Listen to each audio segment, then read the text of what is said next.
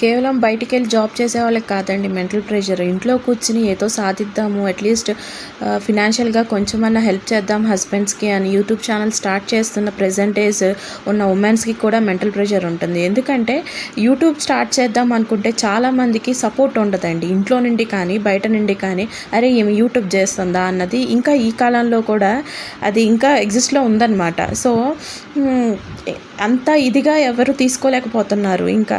కానీ వన్స్ ఆ ఆడపిల్లకి కొంచెం ఎంతో కొంత సపోర్ట్ ఇచ్చి నిలబడితే తను తన కలల్ని సహకారం చేసుకుంటుంది.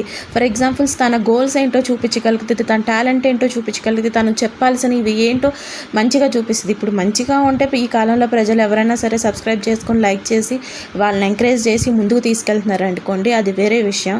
కానీ ఏదైనా సరే సమాజం బాగుపడాలన్నా, సొసైటీ బాగుపడాలన్నా అది స్టెప్ మన ఫ్యామిలీ నుండే రావాలని ఎవరైనా చెప్తారు.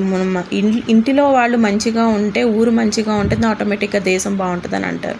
అదేవిధంగా ఒక ఆడపిల్ల ఏదన్నా మొదలు పెడుతుందంటే దయచేసి సామాన్యంగా వరకైనా సరే సపోర్ట్ ఇవ్వడానికి ప్రయత్నించండి అని నా విన్నపం.